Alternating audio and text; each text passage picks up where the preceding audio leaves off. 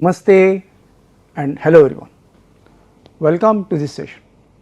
So, in this session we are going to solve some problems on the topics we covered in lectures 1 to 5 of this course.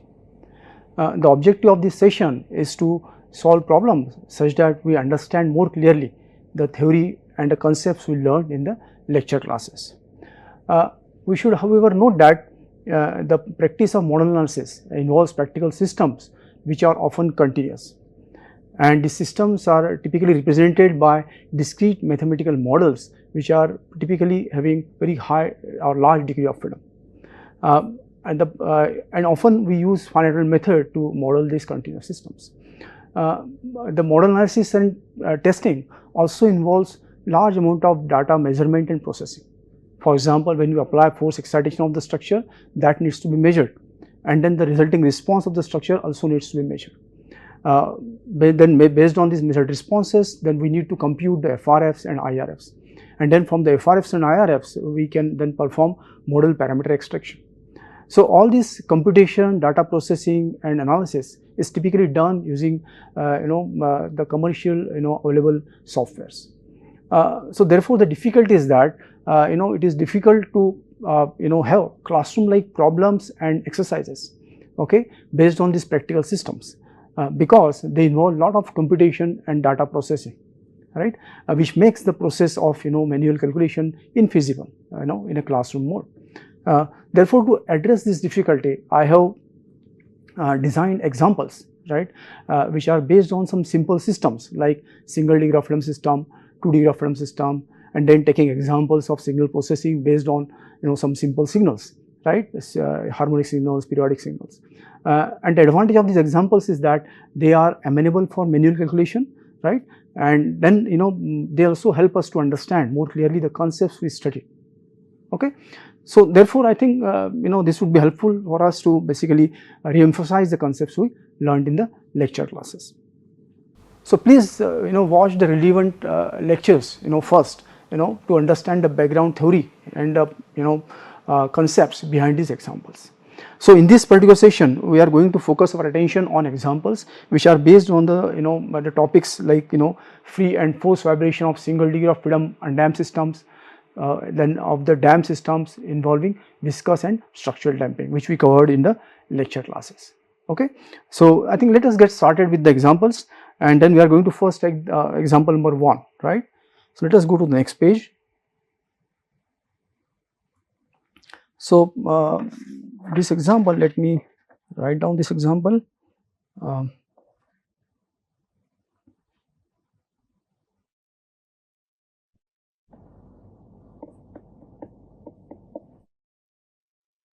Example 1, right. So, the example is that find natural frequency of longitudinal vibration of the system shown in the figure below, right, using a single degree of freedom model of the system. Maybe we can call this as, this is the question, right.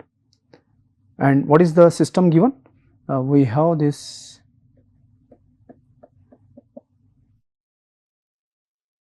bar like this of rectangular cross section, and then there is a mass attached at the end, right. So, the mass of this bar, mass of the this lump mass at the end is m, and this beam or this bar is of rectangular cross section. So, this is the width of the bar,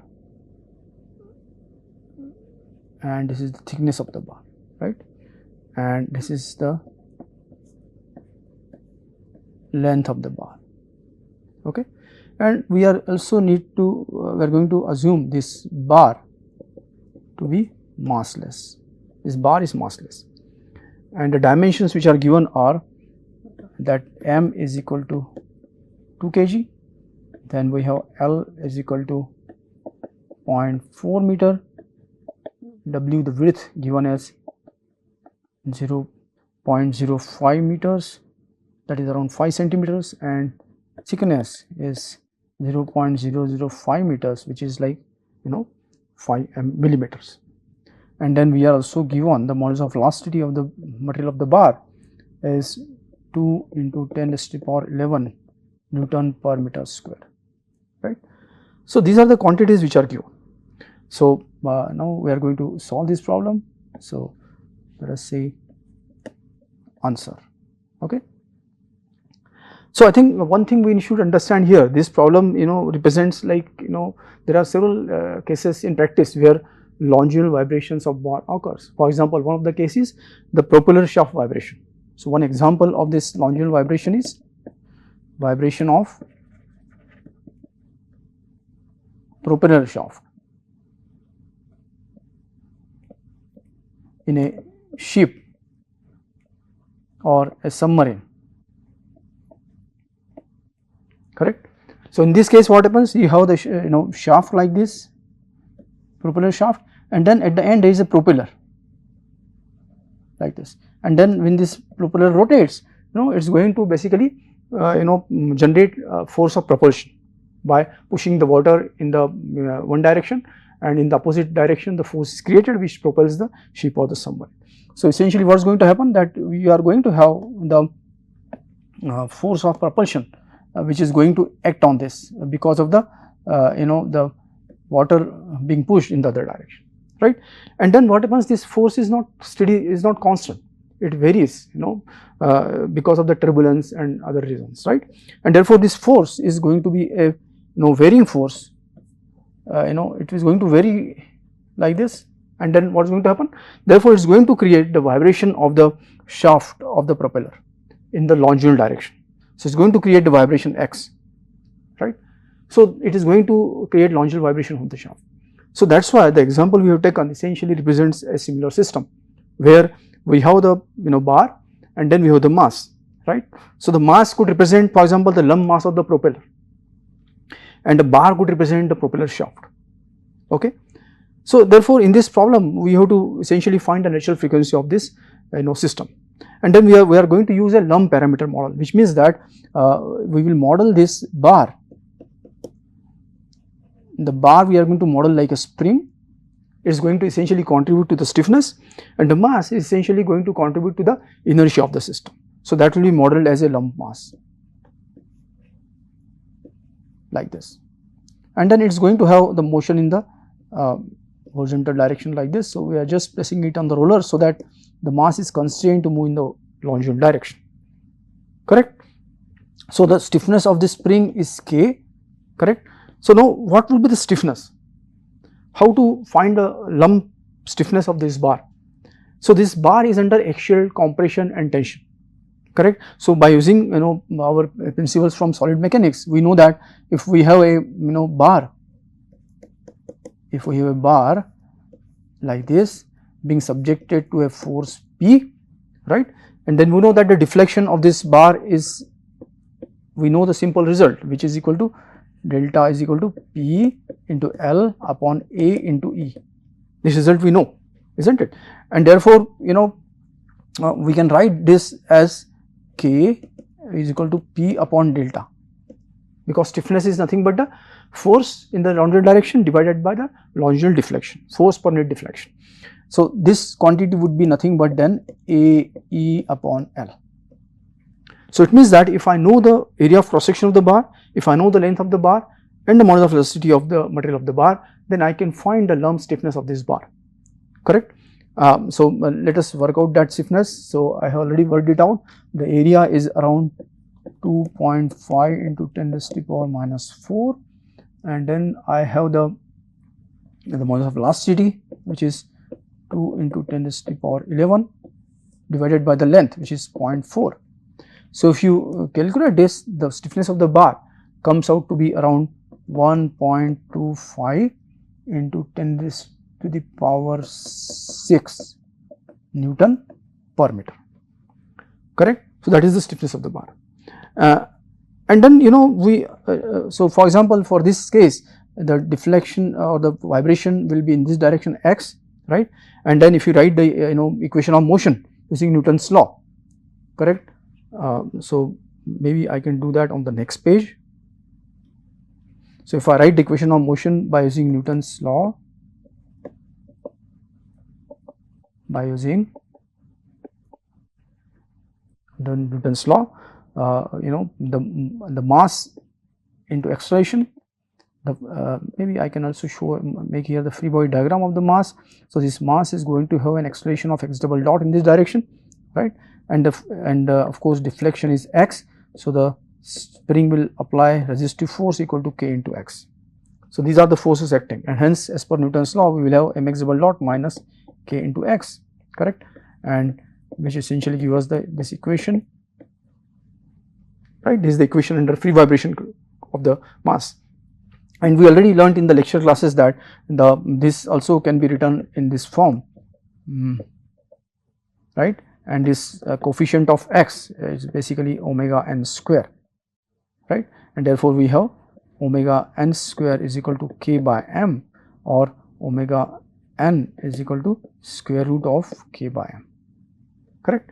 So, therefore, we can now substitute the stiffness we have got earlier, which is actually equal to square root of the stiffness, and the stiffness was 1.25 into 10 to the power 6 divided by the mass, which is 2, right. I did not write the units, yeah, 2, right, and this comes around, let me see, this comes around omega n as 7905, okay, 0.7 radians per second, okay, and in terms of the hertz, which I can find as omega n divided by 2 pi, that comes around 1258.2 hertz. So, that is the result, that is what we were supposed to find in this problem. So, the frequency of vibration is 1258.2 hertz, quite large frequency. So, that completes the solution of the problem 1. Let us take now the example 2. I go to the next page now.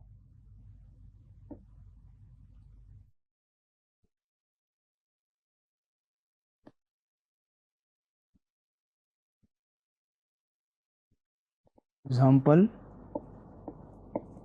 2. So, in this example we have a similar situation, right. Let me write the problem now. Find the natural frequency of the system below having transverse vibrations.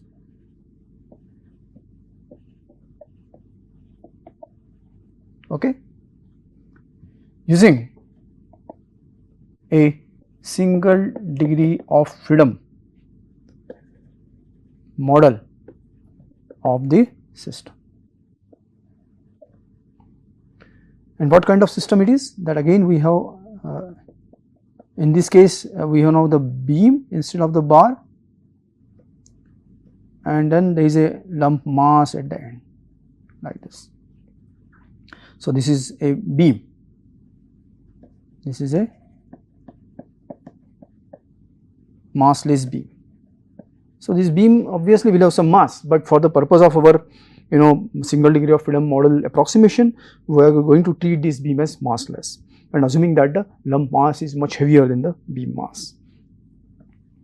So, this now beam is going to have vibration in the transverse direction. It means this mass is going to move or vibrate in the direction perpendicular to the beam axis like this, okay.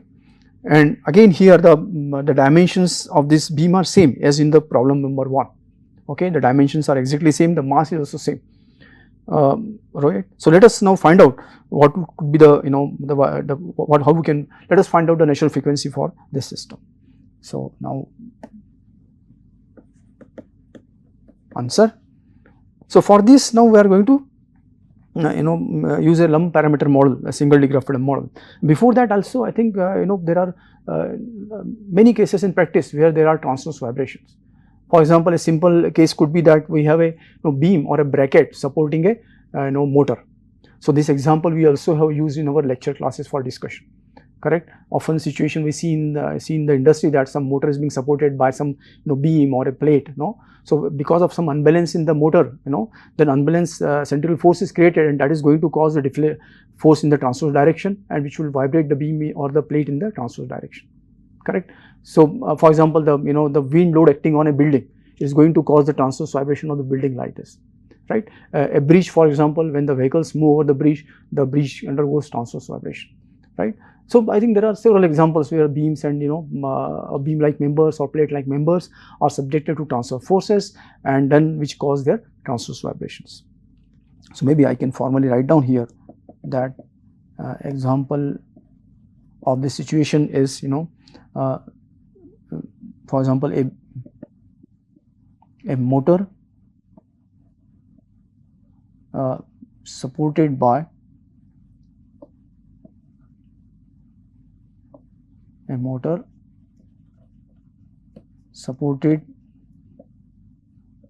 beam, correct, could represent this kind of situation. So let us now make the lump parameter model. So for lump parameter model, now you can see we are going to say this is the mass which represents the lump mass at the end of the beam, which is cantilever here, the tip of the cantilever, which is mass m, and then the stiffness is being contributed by the beam, because when the mass vibrates, the beam has a tendency to bring back the mass to its original position. So it is the beam which is basically here playing a role of the stiffness or the spring, right. It is going to provide the restoring force. So let us say the stiffness of this spring is K, right, and obviously this mass is going to have vibration like x, right, and of course acceleration here would be x double dot like this.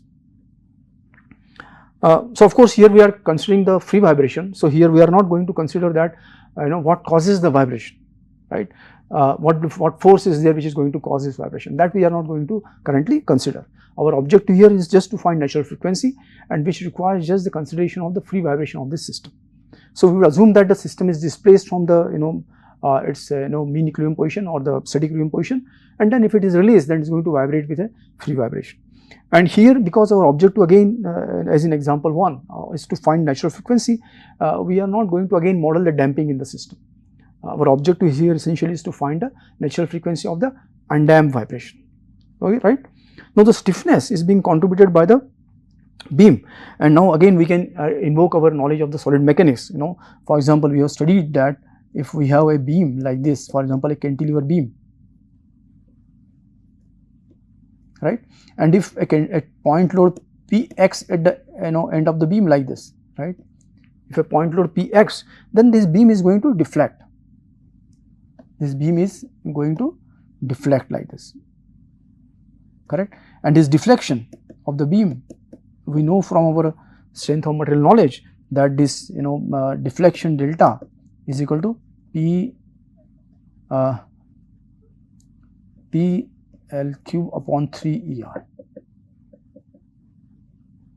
correct, that we know from our strength of material knowledge, that this deflection is nothing but equal to P L cube upon 3 ER, right, and therefore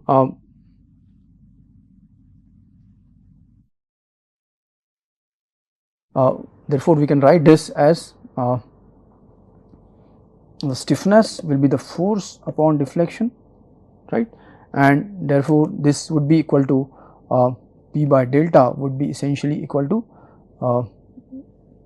3 EI upon L cube, correct. So that gives us the stiffness of the beam.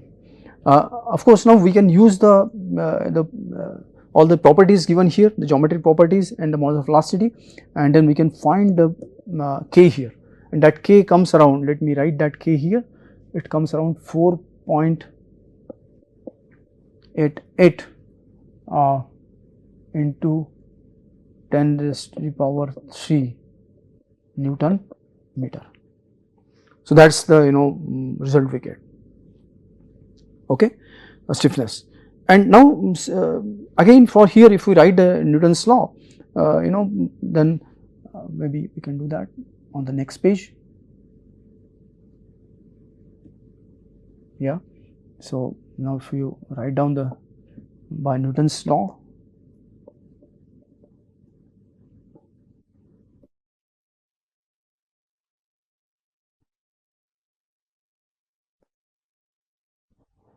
we will get the same equation like we got in the first example, correct, and then the natural frequency would be simply equal to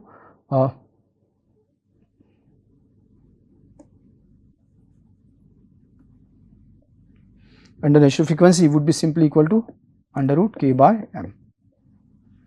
And in this case, if you substitute the the stiffness, which is 4.88 into 10 raised to the power 3 Newton per meter divided by mass, which is 2, then this frequency turns out to be 49.51 radians per second. And if you find this in the hertz, then we get omega n upon 2 pi as 7.86 hertz, correct. So that is the solution of this problem. Now I think one important observation we should see here, we had essentially the same systems in the problem example 1 and example 2. In example 1, that the bar, it was acting like a bar because the vibration was occurring in the longitudinal direction, but in the second example the same bar was acting like a beam because vibrations were occurring in the transverse direction. So we had the same geometry, material and mass, but now because of the the mode of vibration, in the first case it was longitudinal vibration, in the second case it is transverse vibration, we see the natural frequencies are pretty different. In the first case, the natural frequency was, for the if just to write the summary here,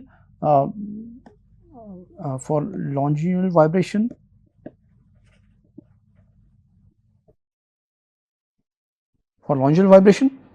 the natural frequency was maybe I can write down the hertz value. If I write the hertz, then that was 1258.2 hertz, and for transverse vibration, that frequency you can see we got as 7.86 hertz, correct. So a significant difference, So it means that in the longitudinal direction, the natural frequency is very high because the longitudinal stiffness is very high, but in the transverse direction the natural frequency is pretty low because the stiffness is much lower than what it was in the longitudinal direction, correct. So I think that's a very important comparison which shows that in practice often you would see that the longitudinal vibrations will have very high natural frequency, right, while the transverse vibrations have low natural frequency, so they are initiated more easily, correct, because often the force excitation frequency also will be in the maybe in those ranges, right, small range.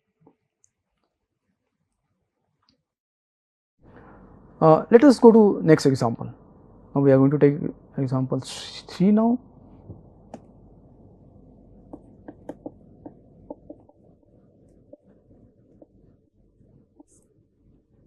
Okay. So in this example now we are going to find again question, find natural frequency of the lumped spring mass system shown in the figure below. And what system it is? We have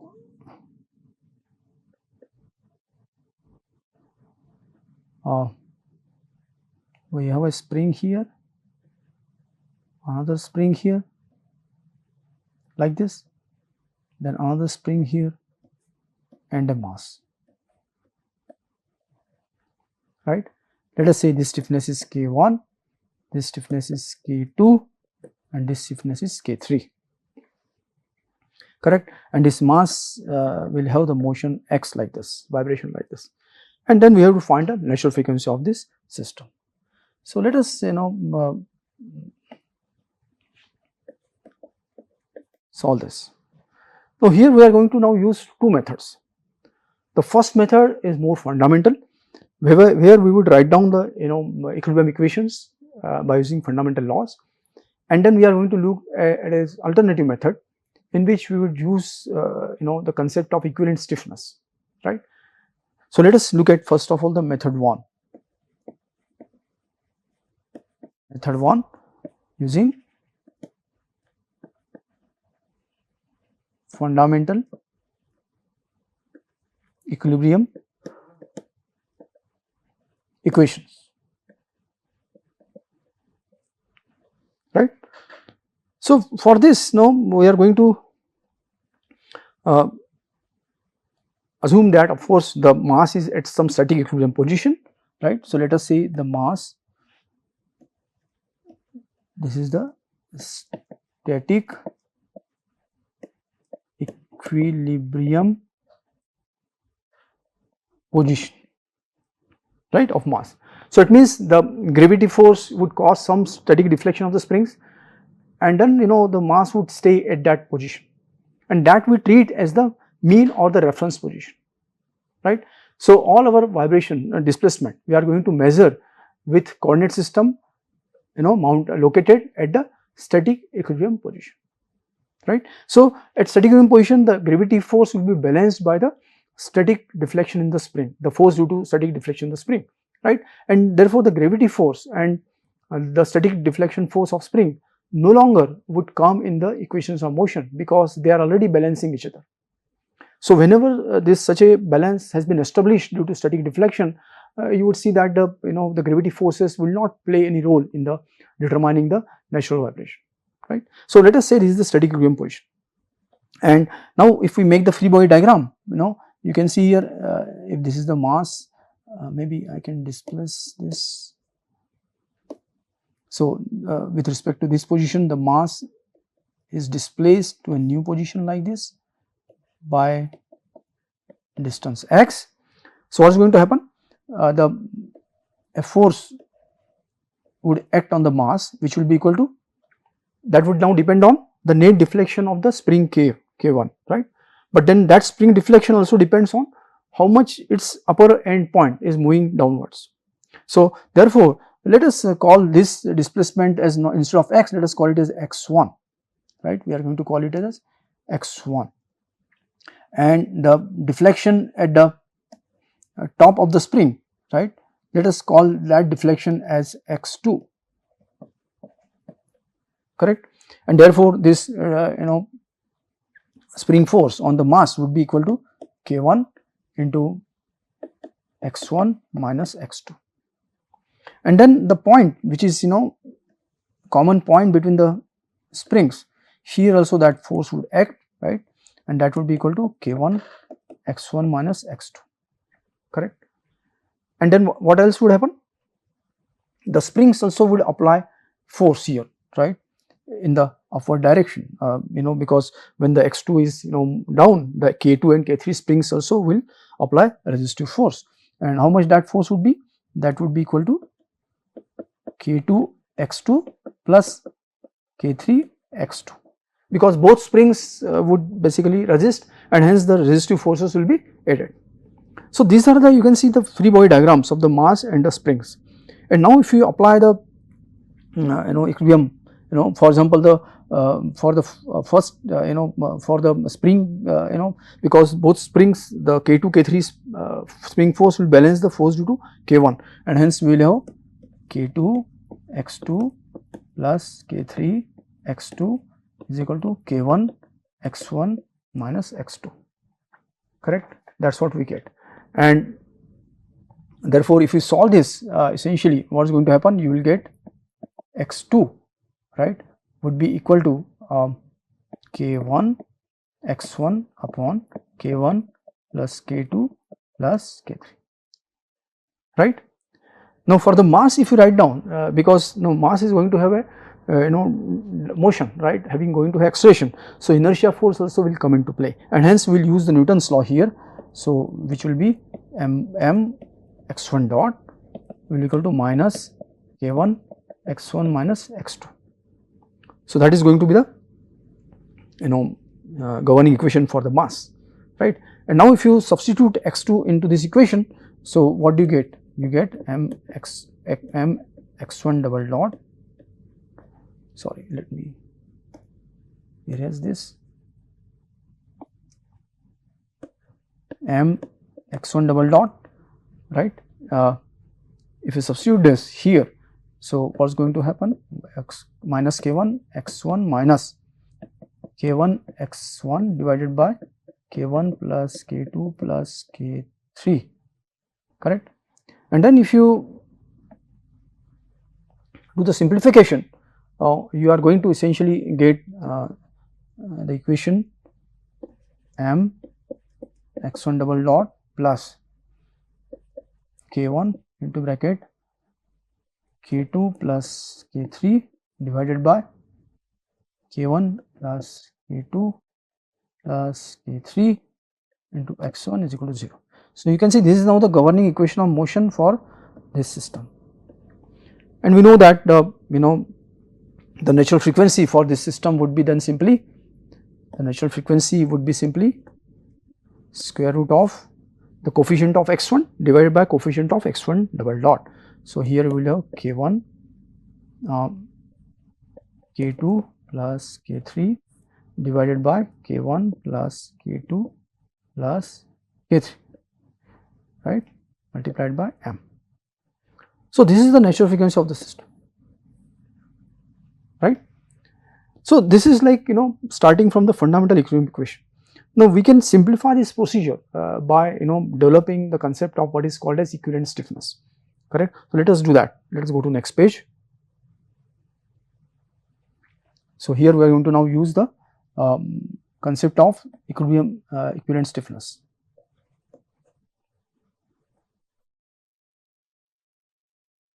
Based on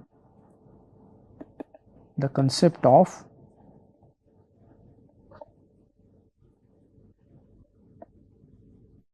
equivalent stiffness, right. So so let us look at the cases one by one. If you look at first of all the springs K2 and K3, right, let us look at those springs. So we had this springs here like this, correct, and they are connected to a common connector here like this. This is K2 and this is K3. So now if this is applied a force P, then it is going to move downwards by displacement x, correct. So we can easily write the equilibrium equation as the P is equal to K2x plus K3x. So the these springs, they are in parallel, so the resistive forces they get added, and total resistive force will balance the external force. So therefore the stiffness, if I write down here P by x, this comes around K2 plus K3. And what is P by x? P by x is nothing but the stiffness of this combined system, force upon deflection of this combined system. So it means the right hand side I can easily call as, let us say, some new stiffness K4, or maybe equivalent stiffness also I could have called it P by x. So here therefore K4 is nothing but the equivalent stiffness, and that is equal to K2 plus K3. So based on this result, we can make a very simple thumb rule that when we have springs in parallel, then they can be replaced by a single spring of equivalent stiffness, which is equal to sum of the stiffnesses of the individual springs. That is what we can do, correct. So, therefore, when springs are in parallel,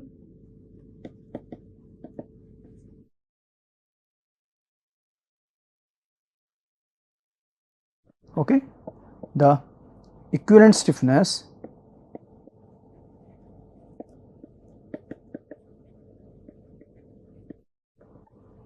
is sum of individual stiffnesses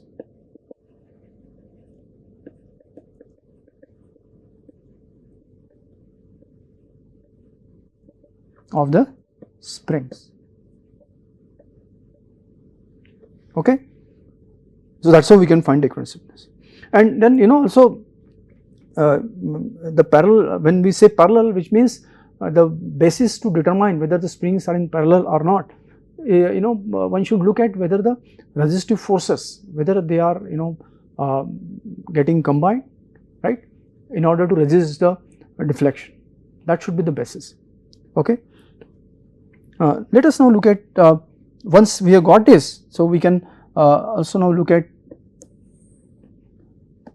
combine, take into account the spring K1 now. So, we have, you can see here, now we have spring K4, which basically replaces K2 and K3, and then we have spring K1 in the given problem like this. Now, if I apply a force P here, then this end moves by x, correct. But in this case now what happens, this force P transmits through both the springs K1 and K4, right. So, it means in this case both the springs are subjected to same force, but their deflections are different. So, therefore, here the forces, resistive forces of the two springs are not getting aided. So, these springs are not in parallel, and obviously as we, visibly also it is clear they are in series, right. So, these springs are in series.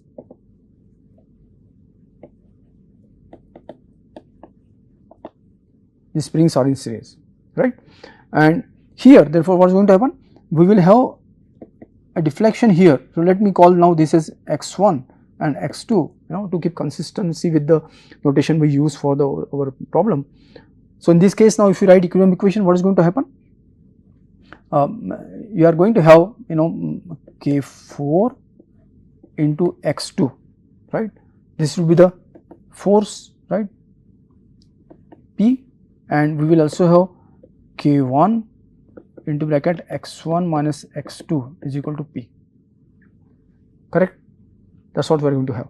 So, therefore, if you simplify this, you get x2 as K1 upon K1 plus K4 into x1, correct. So, it means the deflection x2 is related to x1 by this K1 upon K1 plus K4 ratio, correct. And now therefore, now if I define the stiffness of this combined system, right, then the stiffness of the combined system would be maybe before that maybe I can simply write down this as K1 into x1 minus x2, and then in place of x2 now I can substitute x1 into K1 upon K1 plus K4, and then from here I can work out this ratio P upon x1, right, which comes around which comes to K1 K4 upon K1 plus K4, correct. So, K1 K4 upon K1 plus K4. So, this is the equivalent stiffness. So, this is nothing but now the stiffness of the spring. So, I can call this as KEQ, the equivalent stiffness of the two springs which are in series. So, this also we can write as alternatively as if I divide the numerator and denominator by K1 and K4, I can write this as 1 upon KEQ as 1 upon K1 plus 1 upon K4. So, you can see we have got now the two alternative expressions for equivalent stiffness and inverse of the equivalent stiffness like this. Either of them we can remember, right. When two springs are in series, the stiffness is K1 K4 upon K1 plus K4, and if the springs are in parallel, like on the left hand side we have shown that the equivalent stiffness is sum of the stiffnesses. right. So, now therefore, now we can use these concepts now to solve our problem, right. So, if I use the space here, in our case you can see, therefore, we can replace the complete the spring assembly by single spring of stiffness Keq. And what is Keq here? Which is what we just got, K1 K4 upon K1 plus K4, right.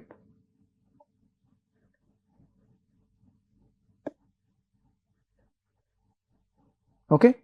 And if you substitute this, if you substitute the K4 here, what we get Keq as K1 into bracket K2 plus K3 upon K1 plus K2 plus K3, and therefore the the natural frequency would be simply Keq upon m.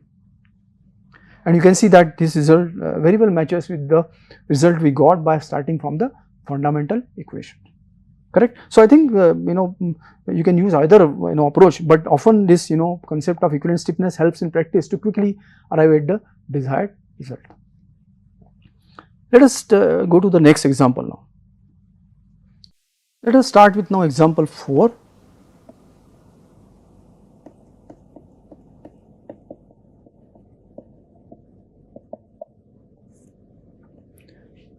So, here again we have to find the natural frequency, find the natural frequency of torsional vibrations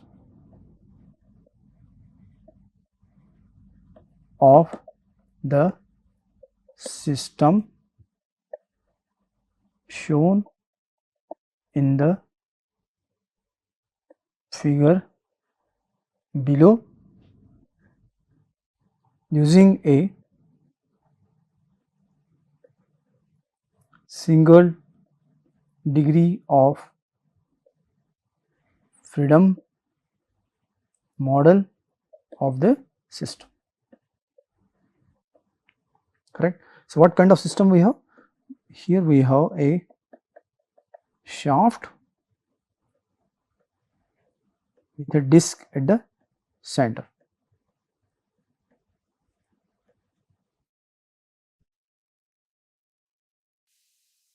So, this is the length L on both sides of the disc, right, and this disc has a polar moment of inertia J, and therefore, this disc if it is twisted like this by angle theta, then what is going to happen? The two shafts on both sides, right and left, they are going to resist the twisting because they are fixed on their extreme ends. So, then what is going to happen? Because of the twisting force, the disc will be pulled back to the mean position, right, and then it would continue further and then would vibrate. So, this disc is to then going to have vibration like this, it is going to have motion like this, which essentially would cause alternate twisting of the shafts, and that is why the shafts will be under torsional vibration. So, let us we need to find natural frequency of this. Let us solve this. Okay. So, I think again we can see that in practice there are several cases where torsional vibrations may occur. One of the example is, for example, let me write down that one example could be the torsional vibrations of crankshaft.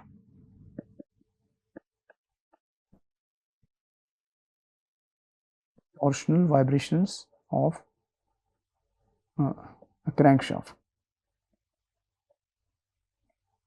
right, in an IC engine.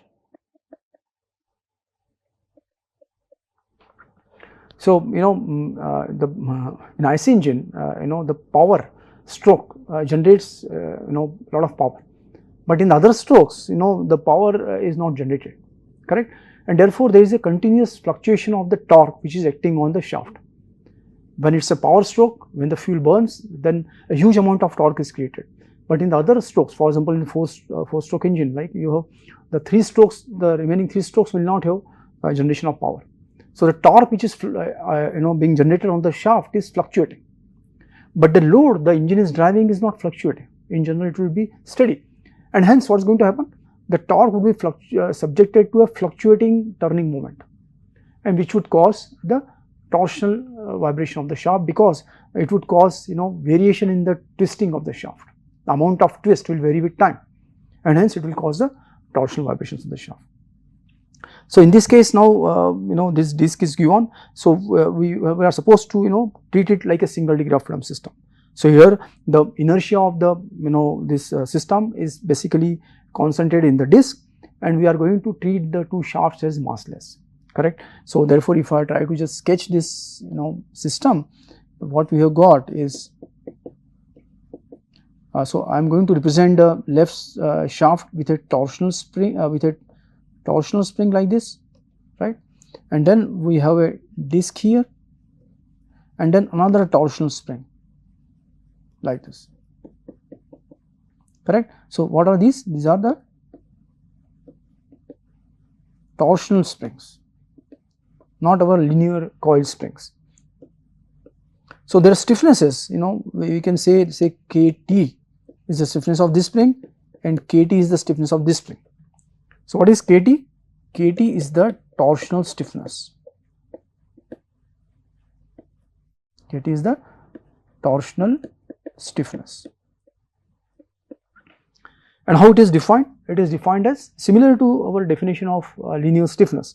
Linear stiffness is force per unit deflection, but in torsional stiffness the input is essentially in the form of a torque or twisting moment. Hence it is the twisting moment per unit twist, angle of twist, right.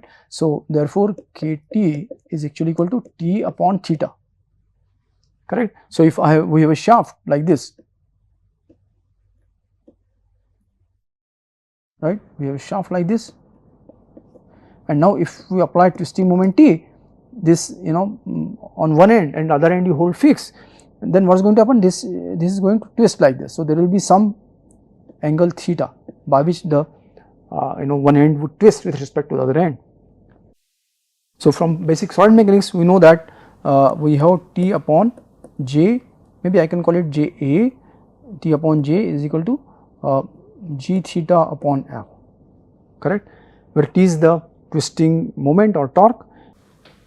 So here JA is basically the polar second moment of area, right, and G is the shear modulus and theta is the angle of twist and L is the length of the shaft. So therefore from here I get the result that T upon theta is actually equal to GJA upon L, correct. So that is the result. So now we can apply the Newton's law again to this case. So I think we should note that this disc has polar moment of inertia J. So this J is different than J. The J polar moment of inertia is the second moment of basically it is related with the mass. It is related with the inertia, while JA is related with the second moment of the area, correct. Well, J is second moment of the mass. So that's difference is there. So they have different units. Now the J has units of kg meter square, while JA has units of meter 4. That is the difference. Now when we consider the equation of motion, one thing now we need to note that the 2 springs here, how they are applying the torques, right. Those springs basically are twisted by the same angle theta, correct, and therefore they are jointly resisting the motion of the disc, which means that both the springs are in parallel, correct. So now we are going to use the equivalent stiffness concept we learned in order to find the equivalent stiffness of this system. So therefore we can now make a equivalent model. We can say that this is the torsional spring and then we have this disc. So this spring has now got a torsional stiffness, maybe I can represent this by KTEQ. Let us represent the torsional stiffness by KTEQ, and this is the polar moment of inertia J. And now if you apply, so here what is KTEQ? KTEQ is equal to KT1 plus KT2, correct, because the two torsional springs are in parallel.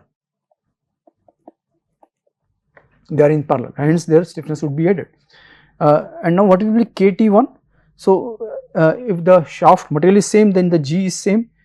Then if they are of the same diameter and length, then effectively the stiffnesses would be same. So we can say that TJA upon L plus GJA upon L. So that means 2GJA upon L.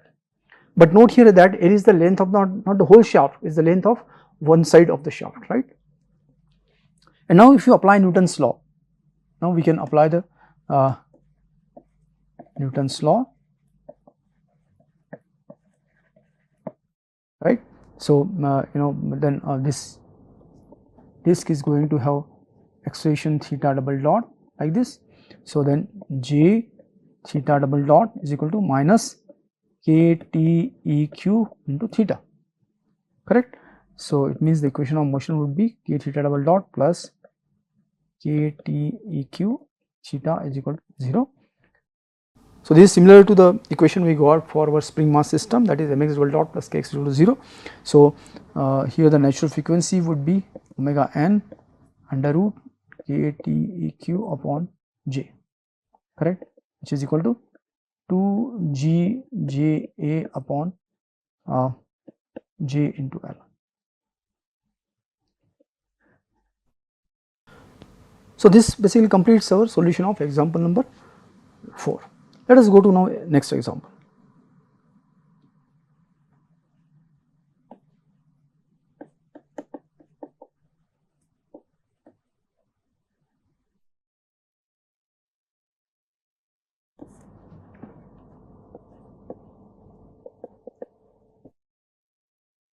So in this example, again we have to find the natural frequency,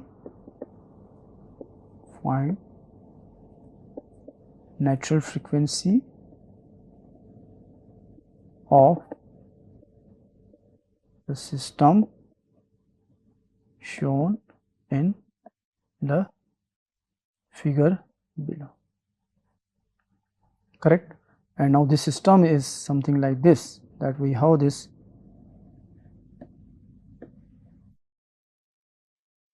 hinged here,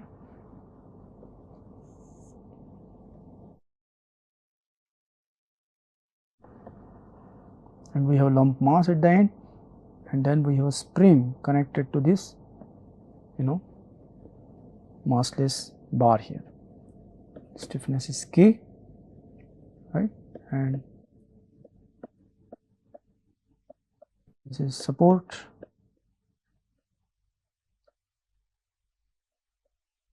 right, this is mass M, and this length is L, and this length is A, correct? So let us find the natural frequency of this system. So here now we are going to now treat this position as a static equilibrium position. This we are going to treat as the static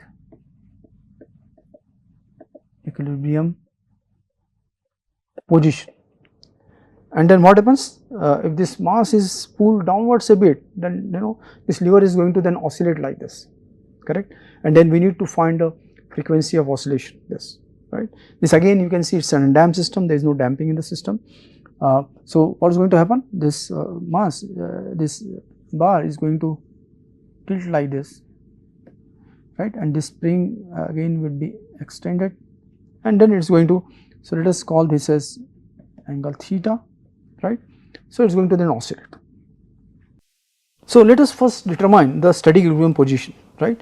So and at the static equilibrium position, the bar is like this, and then we have the gravity force acting on the lever, like on the mass, and then we have the spring force like this, and let us say the static deflection is delta in the spring, right?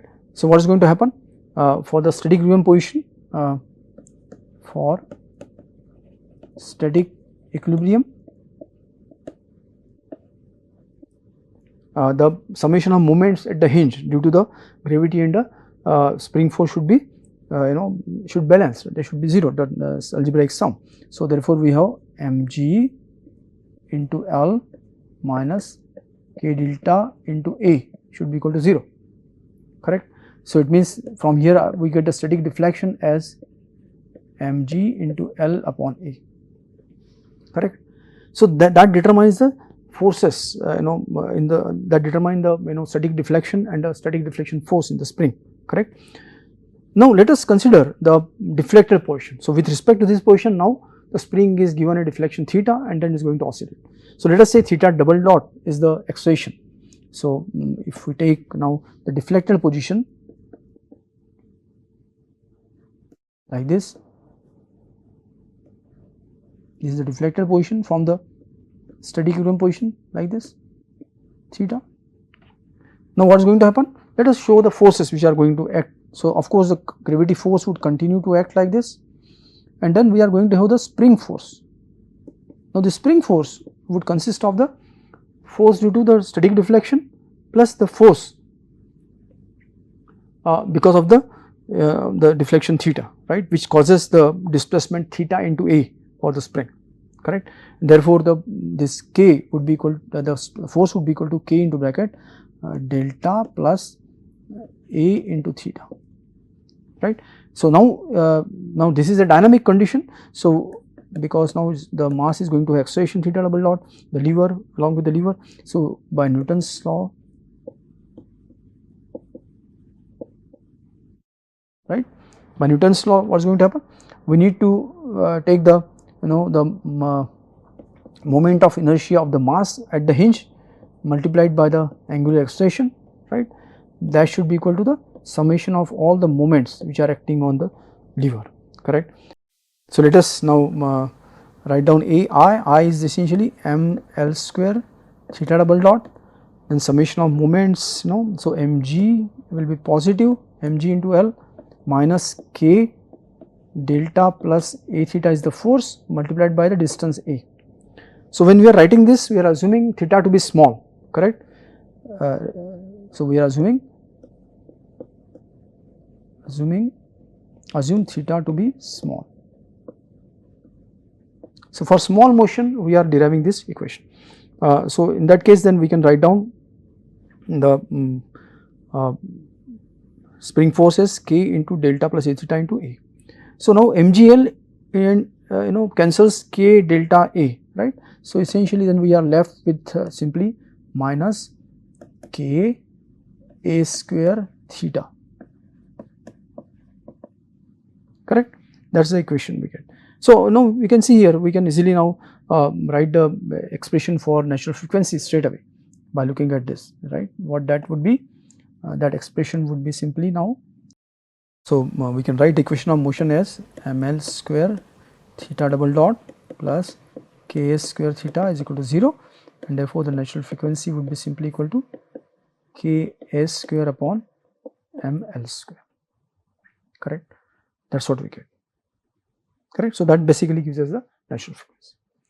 Let us take the next example, example number 6.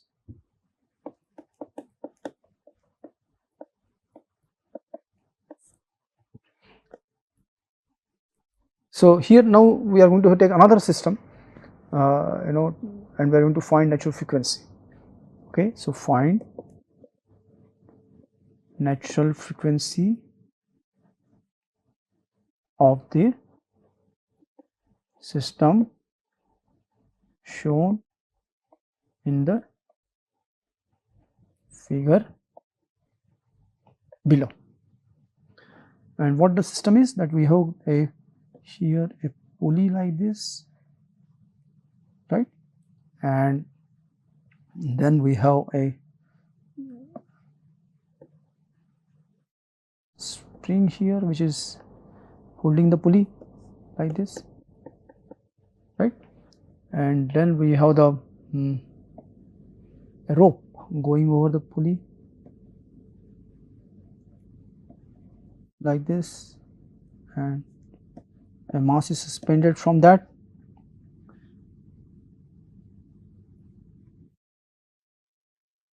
this, and this is fixed here, other end of the rope, correct.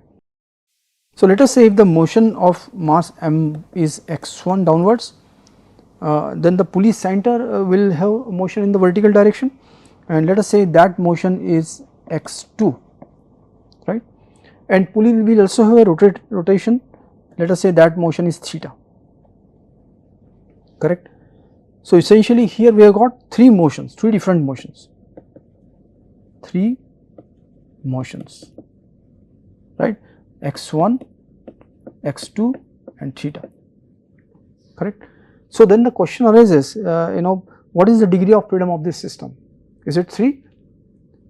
So actually this is not a 3 degree of freedom system, although it appears as if it is a 3 degree of freedom system because of these three different motion coordinates, but these motion coordinates, they are dependent, right, these motions, they are related to each other, correct. So, that is why this system is still a single degree of freedom system, right.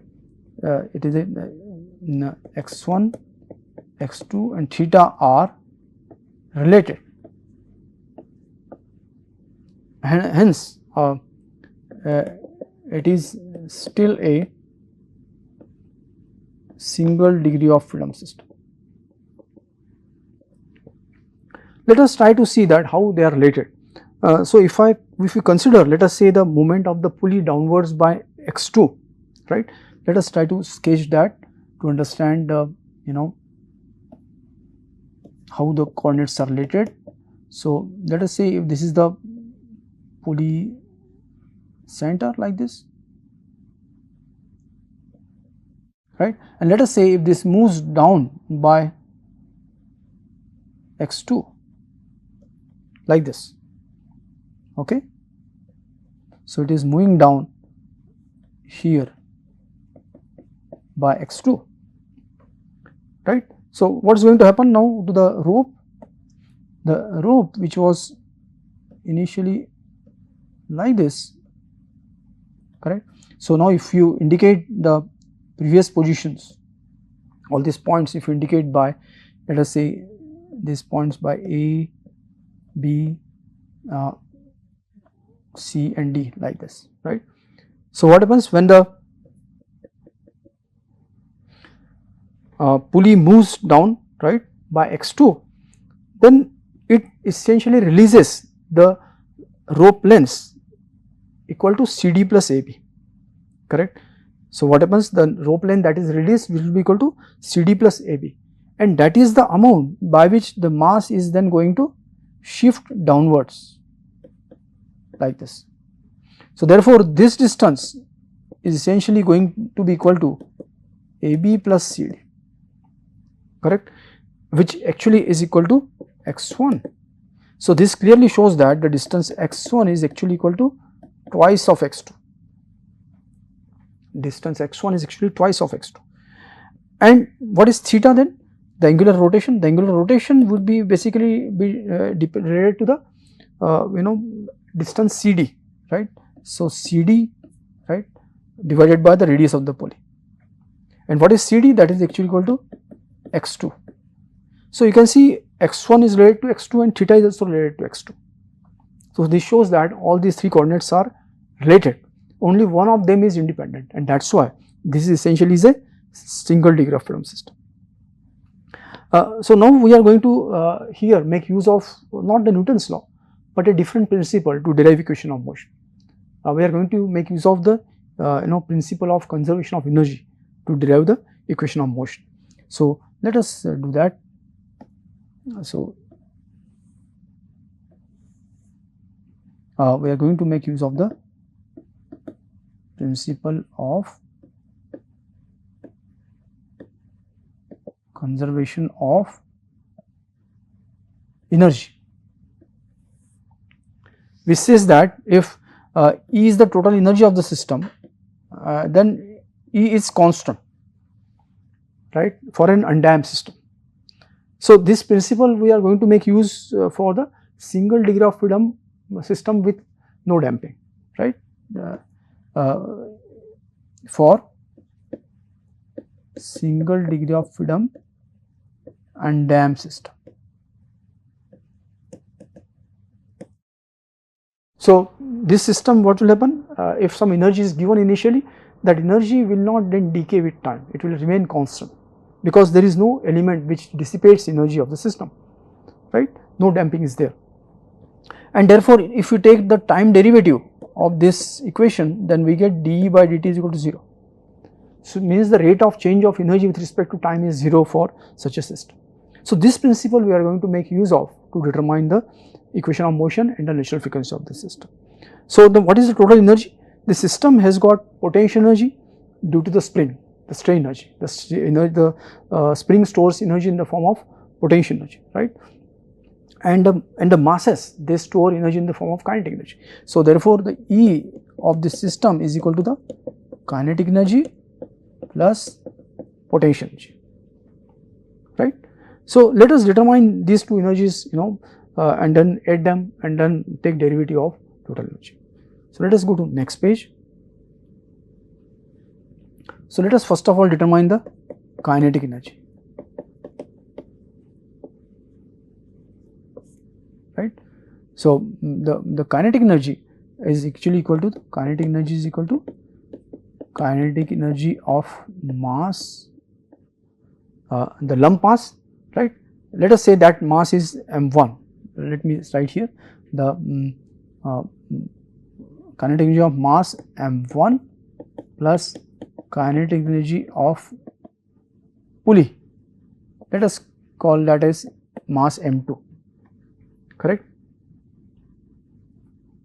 So, now that kinetic energy of mass would be half m x1 dot square, correct, because it is moving only in the translational direction, right. So, if the velocity is x1 dot, then kinetic energy will be half m x1 dot square. Now, the pulley is having two motions, one is the rotation, other is the translation in the vertical direction. So, it will have kinetic energy due to both of these motions. So, we will have kinetic energy due to the translation, which is half m2 x2 dot square, that is the kinetic energy of translation, and then kinetic energy of rotational kinetic energy, that will be half j theta dot square, where j is the polar moment of inertia of the pulley, which is basically polar moment of inertia about its axis of rotation. So, now if you substitute the relationships, right, then what you got, the x2 is actually equal to, we have the x2 is actually equal to x1 by 2, correct. So, we have x1 dot by 4, right, and then we have half j is basically equal to m2 r square by 2, that is j, and theta, theta dot is essentially equal to x2 dot upon r, correct, and x2 dot is essentially x1 dot upon 2, correct. So, that is why we can write this as x1 dot square upon 4 r square. So, which essentially gives us half m1 plus m2 by 4 plus m2 by 8 x1 dot square. And if I simply call this coefficient as m equivalent, right, where this is m equivalent, right, this is m equivalent, the equivalent mass or inertia of the system. So, that is the kinetic energy, and similarly now we can work out the potential energy.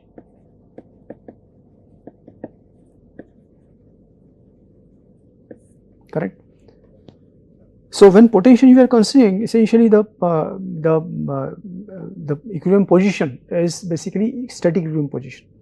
So, because the weight m1g is going to cause some static deflection of the spring, and the pulley will move down somewhat because of that. So, that position we are treating as the reference position, and that is why here we are not going to consider the potential energy due to change in potential energy of the mass, right, because that is already being taken care of in determining the static deflection. So, the potential energy here will be simply due to the potential energy of the spring. So, therefore, here we will have potential energy will be equal to half k, the spring deflects by x2, so half x2 square and half k x1 square by 4, correct. So that gives us the potential energy, and now we can apply the principle of conservation of energy. Okay, let us apply that principle. So let us do that. Find out the first E, which is equal to half m eq x1 dot square plus, maybe this also we can call as half k eq x1 square, where k eq is actually equal to k by 4, right. K eq is basically equal to k by 4. So therefore we can write this as half k eq x1 square, right. And now we take the first derivative with respect to time, and that gives us half m eq twice x1 dot into x1 double dot plus half k eq into 2x1 into x1 dot, and this has to be equal to 0, d by dt has to be 0, right. So you can see here from the x1 dot will cancel out, right, and then we are essentially left with basically the equation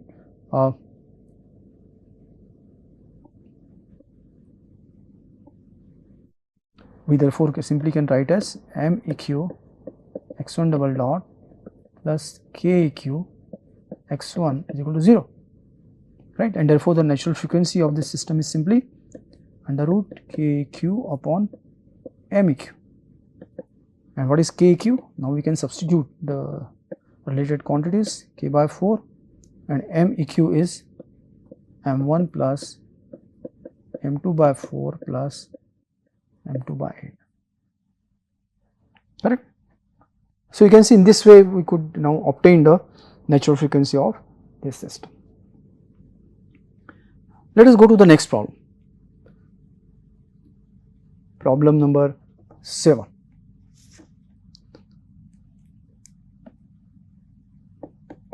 Example 7. Now this example is about finding out the damping factor of a system, right, using experimental measurements. So let me write down the problem. The figure shows a record of the acceleration time history of free vibration of a structure, right. Estimate the damping factor assuming the structure as behaving like a single degree of freedom system with viscous damping, right. So let me sketch the data that has been given to us, right. So this is the data here, and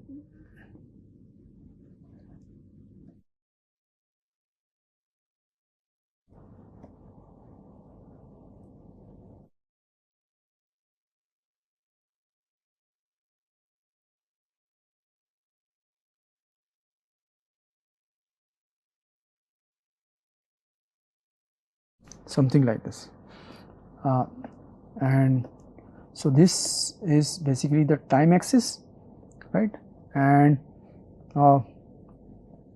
So, this is around 0.2, this is around 0.4, this is around 0.6, this is in seconds, right. And then on the y axis we have the acceleration in meter per second square, right.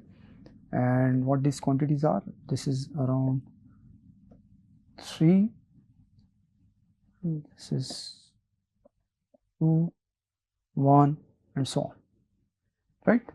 So, this is the data given. So, how this has been obtained? On a structure, maybe some accelerometer has been mounted, and then structure was having given some disturbance, some initial disturbance. So, structure is going to vibrate freely and then come to rest, and then the accelerometer records the acceleration during this whole process, and this is the picture we got, right. This is the variation of acceleration with time. So, so therefore, what has been asked is that if we assume that the structure is behaving like a single degree of freedom system with viscous damping, then can we determine or estimate the damping factor of the structure, right. So, here we are going to make use of the concept of logarithmic decrement that we studied in the lecture classes, right. So, let us do that now.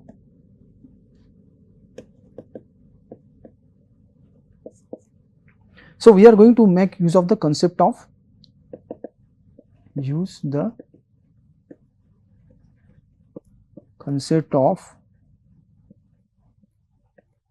logarithmic decrement. So, this concept, though often in the literature this is presented based on a displacement time history, right. But this concept is also equally applicable to acceleration time history, right. The same expression is applicable to even if we have the acceleration time history instead of the displacement time history. And having acceleration time history is typically more realistic, because in the practice often we measure acceleration of vibration instead of the displacement of vibration, correct. So, therefore, we are going to use this concept of logarithmic decrement to this acceleration time history. So, what is that concept? The logarithmic decrement concept says that if we have, let us say, the acceleration here as, let us say, at this cycle the acceleration is say a1, and if let us say after elapse of one cycle the acceleration is a2, right, then the concept of vibration logarithmic decrement says that the log of E, right, log of E a1 upon a2, right, this is equal to 2 pi zeta upon under root 1 minus zeta square. So, it means you can see on the right hand side we have only one parameter appearing, the viscous damping factor, correct. What is zeta? It is the viscous damping factor. It is a non-dimensional measure of the viscous damping in the system. So, only one parameter is appearing. On the left hand side we have essentially the ratio of the acceleration amplitudes on two consecutive cycles, a1 upon a2. So, it means just this ratio determines the log of that ratio determines the zeta. So, let us from the graph now we read a1 and a2. So, from the graph we see that a1 is around 3 meter per second square and a2 is around 1.6 meters per second square, correct. That is what we get, right. So, this should be possible if this time history is given from that plot, it should be possible to read these values. So, if we substitute this here, we get 1.6 2 pi zeta upon under root 1 minus zeta square, correct. So, if you now make this computation, solve this equation for zeta, then zeta comes around 0.0995, correct. So, in this manner you can see we can find the damping factor of the structure using this concept. Also, this formula has also another version which also can be used. What is that? So, we also have, if I have, let us say, instead of taking amplitudes at the consecutive cycles, I can take amplitude ratio after a elapse of, let us say, n cycles. So let us say if this is the amplitude here, let me call this as let us say this is A3, this is A4, and how many cycles are elapsed? A1 to A2 is one cycle, A2 to A3 is another cycle, A3 to A4 is another cycle, so 3 cycles. So therefore the another version of the formula is that you can take log E, right, A1 by A4, right, A1 by A4 and divided by the number of cycles which are elapsed. So let me rewrite this.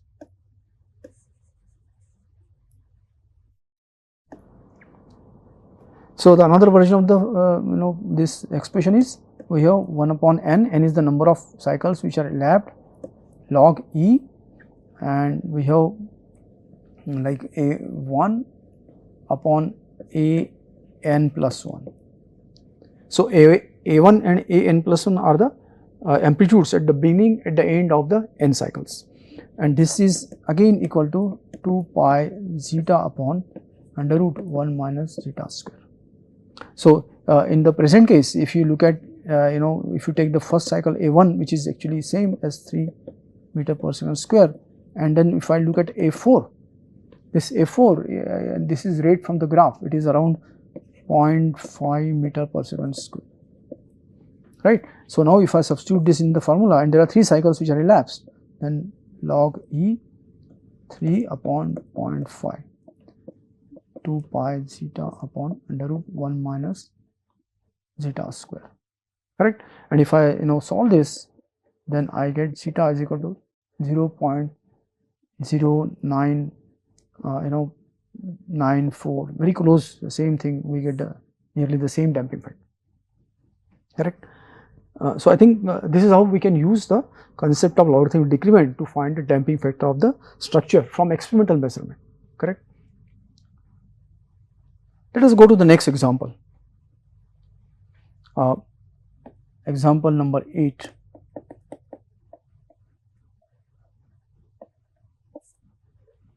Right. So let me write the question here.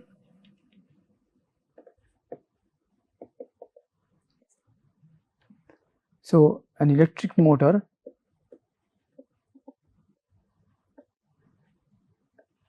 is mounted on a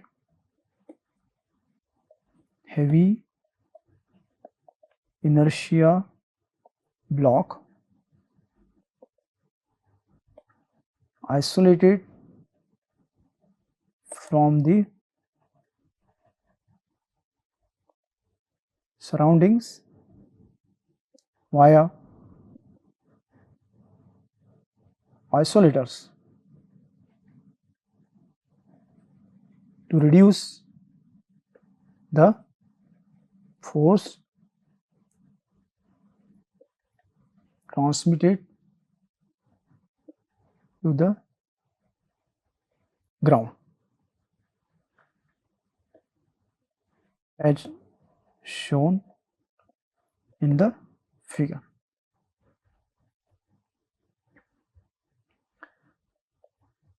Figure also shows a lumped parameter model of the system, right.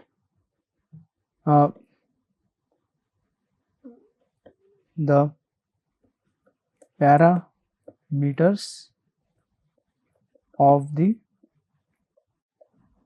system are, right, the parameters of the system. Let me sketch the system first. So we have essentially a electric motor here like this, right, and this is mounted here, right, on an inertia block like this, right, and this inertia block is then of course it is supported via isolators like this. and then we have this, the soil and concrete here.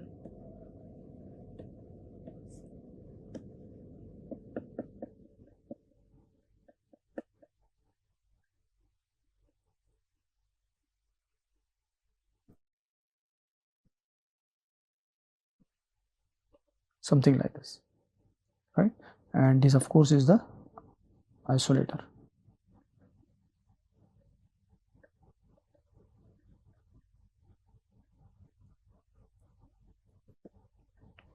Right.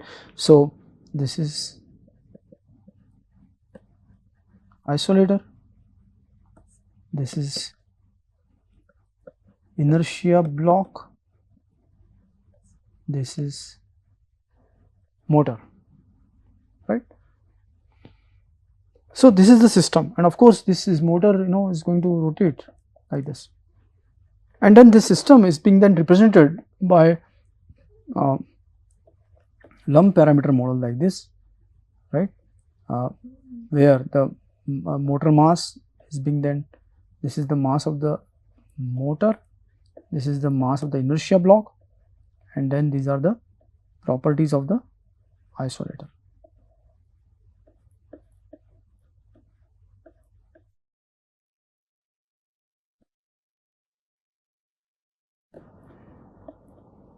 Right. So this is motor mass and this is inertia block mass, and then these are the K and C are the properties of the isolator.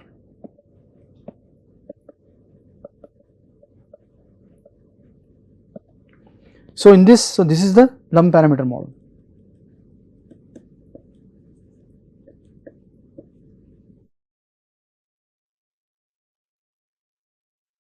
So in this model, the mass, the motor has been modeled as a lump mass.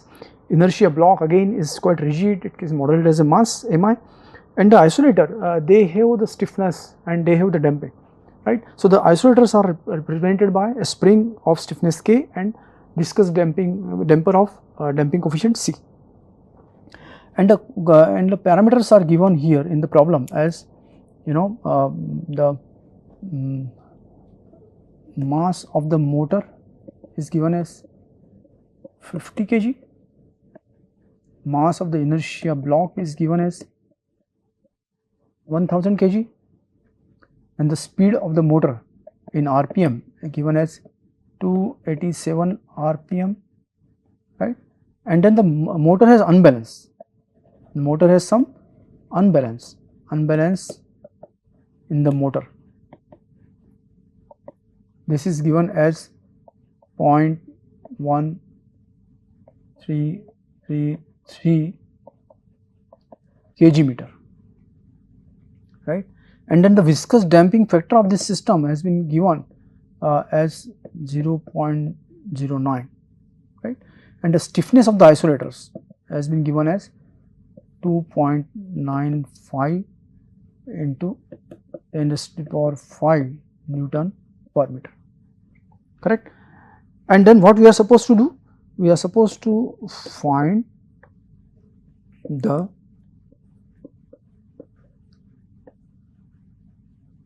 displacement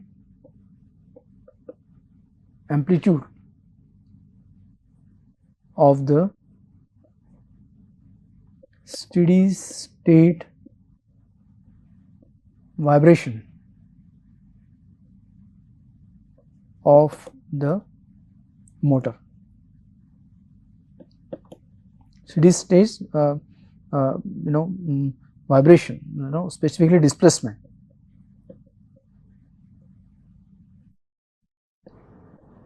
of the motor. That is the first thing, and then we also need to find the force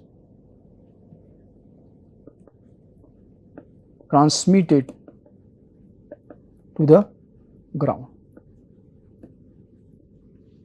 right.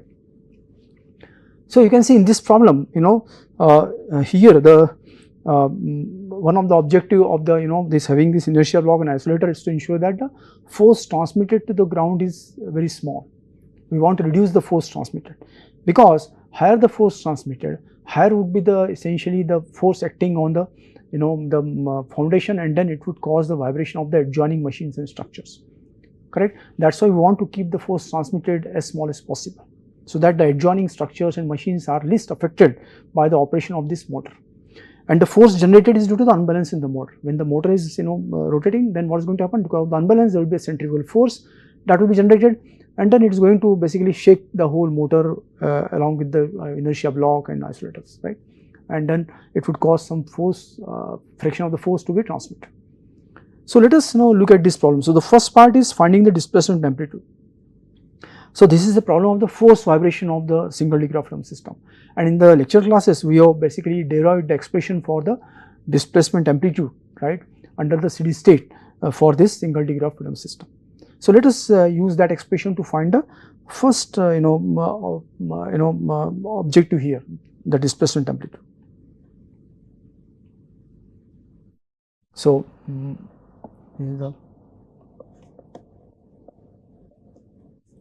solution. So here we are going to we know that the steady state displacement response x naught, right, is equal to x static divided by under root of 1 minus omega upon omega n whole square plus 2 zeta omega upon omega n square. So this expression we have studied earlier. Now here what is x static? Here the x static is, if you look at x static is equal to the amplitude of the force divided by the stiffness, right, of the system, which is k here. Now what is F naught here? The F naught here is the force due to the unbalance, and that unbalance is due to the centrifugal force of the unbalance. So that is equal to m e omega square, correct. So therefore this force m e omega square we can easily work out, right. This will be equal to m e 2 pi n by 60, which is the omega, right. And now if I substitute all these quantities here, 1 3 3 3, right, and this the natural this becomes 30, right, radian per second, 30 square divided by the, that's all, that is F naught, that gives us around 120 newtons. And then I can work out the stiffness the static deflection as 120 upon the stiffness. Stiffness was given as 295,000, right, and this comes around 0.00041 meters. That is the static deflection, correct. And then zeta is already given to us, correct. So also the natural frequency now we can work out, which is under root k by m, the undamped natural frequency, right, and this is equal to 295,000 divided by the mass. Now here we need to take the total mass, which is the mass of the motor plus mass of the inertia block. So that is 1000, correct. So this comes around 16.75 radians per second, correct. And also, as we got the omega earlier, 2 pi by 60, this is equal to 30 radians per second. So you can see in this way now we have all the quantities which are necessary for using this expression. So if I now substitute this here, then I get x naught is equal to x static, and all the, if I substitute, then the result is this, I get x naught is equal to 0.0001 at 3 meters. So this is the steady state amplitude of the motor vibration. So obviously this is only amplitude. So if you on the time domain plot, what is going to happen? This is going to have oscillations like this.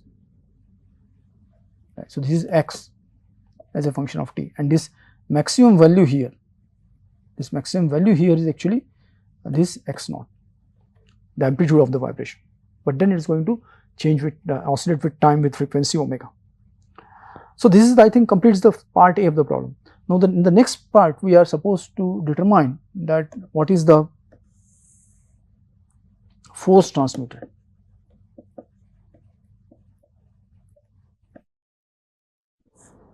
to the ground, correct. So, if you look at our model, like we have this model like this, motor mass, inertia mass, and then we have the damper representing the isolators. And then what happens, the motor is having the unbalanced force. So, it means the force is actually acting on the motor here like this, right, which is equal to basically the amplitude is f naught. And then what happens, this system then when it vibrates with amplitude x, right, is a function of time, then what is going to happen, the spring will develop some force and damper will also develop some force, and those forces, they will not only act on the inertia block and the motor mass, but also it will act on the ground, correct. So, those forces then would be transmitted to the ground. So, if x naught is the displacement amplitude, then the amplitude of the spring force would be k x naught, right, and the amplitude of this would be c omega x naught. To understand this, we should note that this force actually would be kx and this would be cx dot, right. So, if I substitute in place of x dot the the velocity, then what happens, you will have displacement amplitude multiplied by omega, that omega will come, and that is why the amplitude of the damping force would be c omega x naught.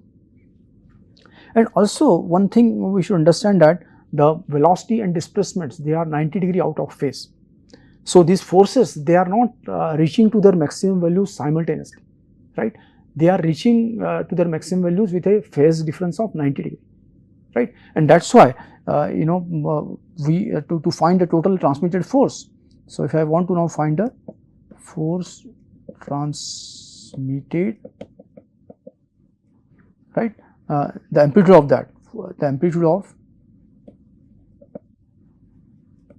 force transmitted, right, this would be equal to the square root of k x naught square, which is the spring force, plus the damping force amplitude, that is omega x naught, like this, right. So, that gives me the amplitude of that force transmitter. So, we can call this as FTR. And now, because I know all these quantities, I know the omega, I know x naught, I know the k and c, I can easily work out this, and that comes around FTR, that comes around 56.5 newtons. So, that is the force that is transmitted. So, this force which is transmitted here, which I can call as FTR, the amplitude of that is 56.5 newtons. An interesting exercise can be done, which I would simply give the result here, that if we determine this transmitted force by removing the inertia block, right. Let us say from the system, if the inertia block is removed, motor is directly mounted via isolators on the ground, then what is going to happen? So, that would help us to understand the role which is played by inertia block in this particular isolation system. So, you can easily repeat these calculations by removing mi, right. So, let us say with no inertia block, if I repeat these calculations and find a FTR, right, then this FTR, it comes to be around 139.1 newtons. So, if inertia block is removed, the force transmitted increases significantly, correct, which shows that the inertia block has been basically used with a certain purpose. And the purpose is that with the inertia block, the mass inertia of the system is increased substantially, and which lowers the its natural frequency of the system, right. When the natural frequency is lowered, then the operating frequency is operating in the region where the transmissibility of the system is low, correct. So this inertia block helps to keep the natural frequency of the whole system very small, which ensures that the excitation frequency, which is omega, it is in a range where the transmissibility, the force transmissibility of the system is low, correct. It's in the favorable region. That's why inertia block has been used, which is evident from the fact that the advantage is evident from the fact that the force transmitted with the inertia block is pretty low as compared to the force transmitted when the inertia block is not used, correct. Let us go to the next example, and this will be our now last example of this session.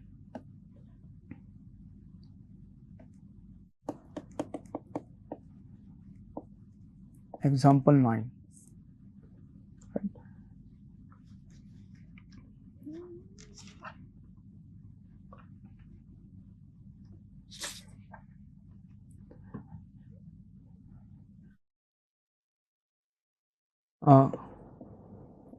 Question.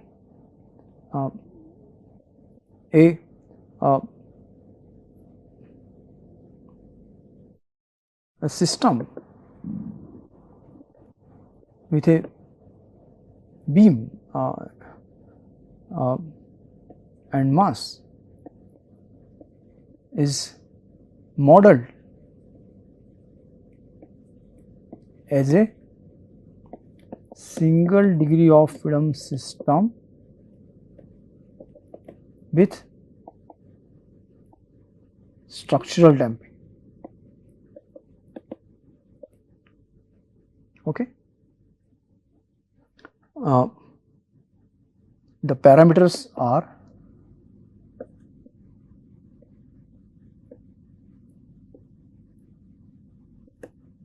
the mass is 2 kg, the stiffness is 8000 Newton per meter, and structural damping coefficient is 3900 Newton per meter, right. So a system is there which is having a beam and a mass, a structural system, and this system has been modeled with a single degree of freedom system with structural damping, because structures often have damping mostly due to the internal hysteresis which is going on, right. Hysteresis causes loss of energy, and that basically mechanism is named as structural damping in the system. So therefore the damping predominantly is due to structural hysteresis effect, and hence this has been modeled with a single degree of freedom system with structural damping with a structural damping coefficient given as 3900 Newton per meter. And now what we are supposed to do? The first part is that we need to find the structural damping loss factor of the system. That is the first thing we have to do. The second thing we are supposed to do is find the equivalent viscous damping factor, right, at excitation frequency of 20 hertz. And then the third thing is that we need to find the equivalent viscous damping factor, right, for a broad band excitation over 0 to 50 hertz, right. So, this is the question. Let us solve this. So, the first thing is that we are supposed to find a structural damping loss factor, right, which is pretty straightforward. We studied in the lecture classes that the structural damping loss factor called eta, right, structural. So, let us look at part 1, structural damping loss factor eta, right, is simply given by ratio of structural damping coefficient H divided by the stiffness. So, if you substitute these quantities here, we essentially get 3900 divided by 8000 and the result is 0.4875. That is what we get. That is the structural damping loss factor, right. The next one is, I think I mistakenly wrote this as C here, this is actually B, right. So, the next one is B, that is find the equivalent viscous damping factor. So, in this case what is given is that if the excitation frequency is 20 hertz.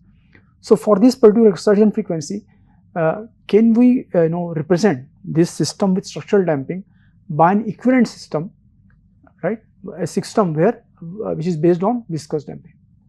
So, we are supposed to find a equivalent single degree of freedom system with viscous damping. So, it means we are supposed to determine what we call as viscous damping factor equivalent, correct. And and we have studied that equivalent viscous damping factor will depend on what is the equivalent viscous damping coefficient. So, let us determine first of all the equivalent viscous damping coefficient.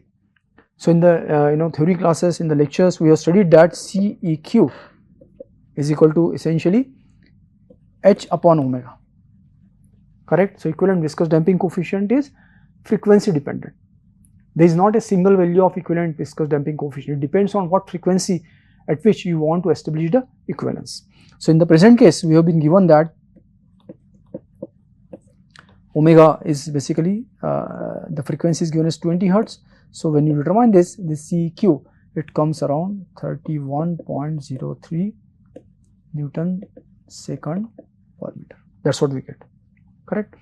And now therefore, we can easily work out zeta EQ, which is equal to CEQ upon CC, right, and CEQ is essentially 31.03 and CC is nothing but 2 under root km. So, if we substitute the k and m here, that gives us the critical viscous damping coefficient, and that comes around 252.98 and this ratio becomes 0.1227. So, this is the equivalent viscous damping factor. So, it means now we can model this system at 20 hertz with the m, k and zeta values which are given here, or CEQ values which are given here. Now, the third one is part C. We have to find the equivalent viscous damping factor for a broadband excitation over 0 to 50 hertz range. So, let us work out what is the natural frequency of the system. The natural frequency of the system, which is under root k by m, is if you substitute the values, you get 63.2 radians per second, and in terms of the hertz, it is it is 10.06 hertz. Okay, that is the natural frequency in hertz. And you can look at the excitation. The excitation is from 0 to 50 hertz. So, it means it covers the resonance portion as well as frequency ranges which are away from resonance. So, it is a broadband excitation. There is no single frequency of excitation. It is a kind of a random excitation over a 0 to 50 hertz range. So, therefore, as we have seen that the structural equivalent viscous damping system is frequency dependent. The viscous damping coefficient is frequency dependent. It depends on frequency of excitation, and therefore, no single equivalent viscous damping factor exists to model the whole system as a viscously damped system, correct. And therefore, now we need to, if we want a single system, we will have to make a compromise, right. We will have to allow some approximations, right. So what we do is that, as we studied in the lecture classes, that the best approximation is to approximate this system with viscous damping corresponding to the excitation frequency which coincides with the resonant frequency.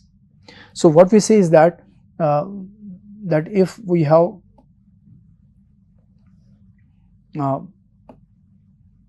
we do approximation